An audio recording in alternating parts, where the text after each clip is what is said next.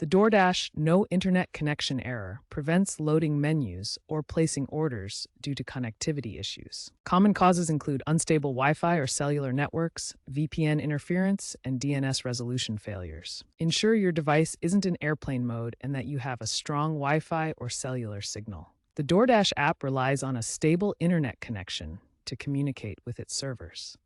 VPNs can sometimes interfere by encrypting and routing traffic through remote servers, leading to blocked connections. First, toggle between Wi-Fi and cellular data in your device's settings to establish a stable connection. If using a VPN, temporarily disable it to check if it resolves the issue.